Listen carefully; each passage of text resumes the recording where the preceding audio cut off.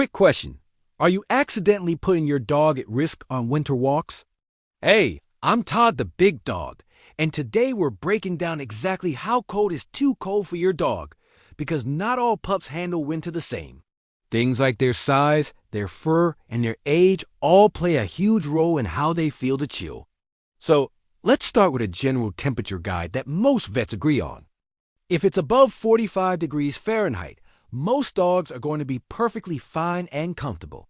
Once the temperature drops between 32 and 45 degrees, smaller dogs or those with short hair might start feeling it and could use some protection, like a coat. Now, when it dips below 32 degrees, that's freezing. You need to use extra caution for all dogs, no matter their size or breed. And if it's below 20 degrees Fahrenheit, you're entering dangerous territory with a real risk of frostbite and hypothermia for your furry friend. It's important to know which dogs are most at risk when the temperature drops. These dogs feel the cold the fastest, small breeds because their bodies lose heat more quickly, and of course, short-haired dogs who don't have that natural insulation. Puppies and senior dogs also struggle to regulate their body temperature effectively. And if your dog has underlying health issues, like arthritis, the cold can make their condition much more painful. For these high-risk dogs, you need to be especially vigilant. So how can you tell if your dog is too cold during a walk? They'll give you clear signals. If your dog starts shivering, that's a classic sign they're trying to warm up. You might also see them lifting their paws off the cold ground, trying to escape the chill.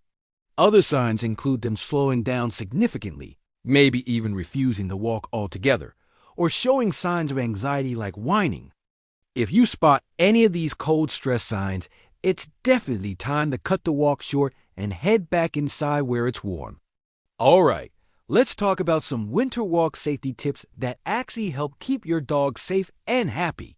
First, opt for shorter, more frequent walks instead of one long one. This minimizes their exposure to the cold. Protect their paws with either a quality paw balm to prevent cracking or a set of dog boots. For those short-hair pups we mentioned, a well-fitting dog jacket can make a world of difference.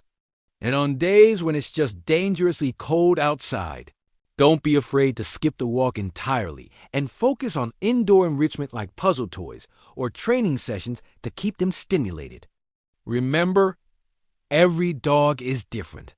You know your pup best, so when in doubt, always keep it short and safe. For more in-depth winter dog care guides, be sure to visit toddthebigdog.com.